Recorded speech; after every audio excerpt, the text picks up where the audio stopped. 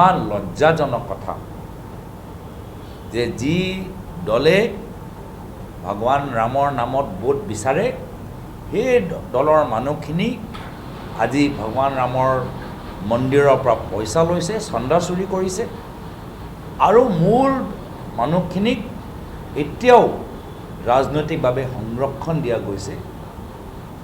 ইয়াতেই বিজেপি দলৰ বৰ্তমান বিজেপি নেতৃত্বৰ দুইমুখী স্থিতি প্ৰকাশ হৈছে। অযোধ্যা ৰাম মন্দিৰত আজি পইচা লৈ চন্দা লৈ যে কেলেংকাৰী হৈছে এই সম্পৰ্কত বৰ্তমানৰ বিজেপি RSSৰ নেতৃত্বৰ ফালৰ পৰা যি তৎপৰতা আমি দেখিবলৈ পাব লাগিছিল যে আমি পোৱা নাই, সেইটো আমাক যথেষ্ট ক্ষোভিত কৰিছে, শংকিত কৰিছে।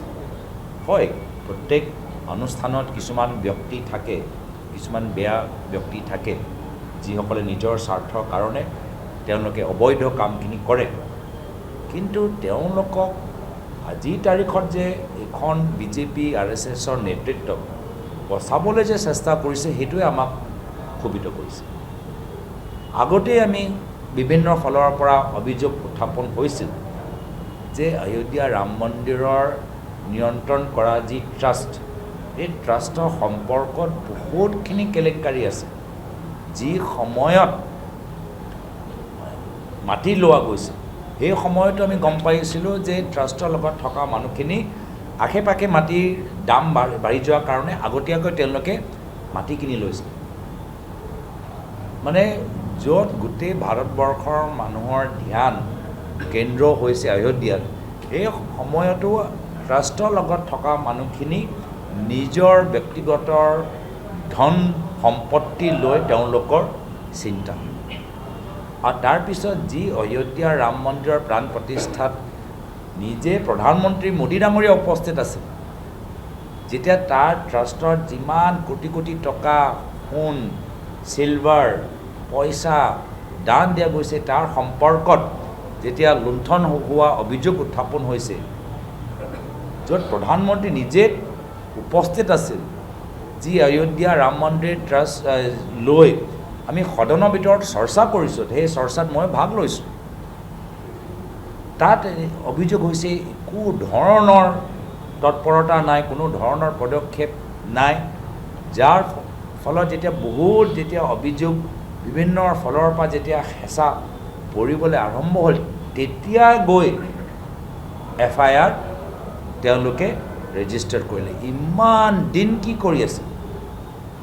হেঁচা পৰাৰ কাৰণে FIR ৰেজিষ্টাৰ হ'ল। আৰু FIR ভিতৰত আমি কি দেখা পালোঁ যে মূল মানুহখিনিৰ ভিতৰত এজনো নাম নাই।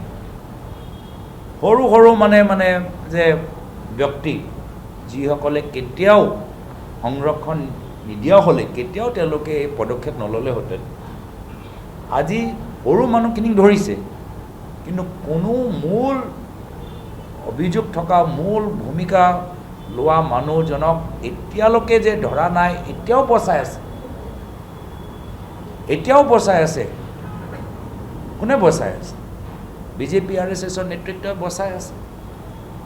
কিমান লজ্জাজনক কথা যে যি দলে ভগৱান ৰামৰ নামত ভোট বিচাৰে সেই দলৰ মানুহখিনি আজি ভগৱান ৰামৰ মন্দিৰৰ পৰা পইচা লৈছে, চন্দা চুৰি কৰিছে আৰু মূল মানুহখিনিক এতিয়াও ৰাজনৈতিকভাৱে সংৰক্ষণ দিয়া গৈছে। ইয়াতেই বিজেপি দলৰ বৰ্তমান বিজেপি নেতৃত্বৰ দুইমুখী স্থিতি প্ৰকাশ হৈছে। আমি ভাবিছোঁ বহুত দুখৰ কথা।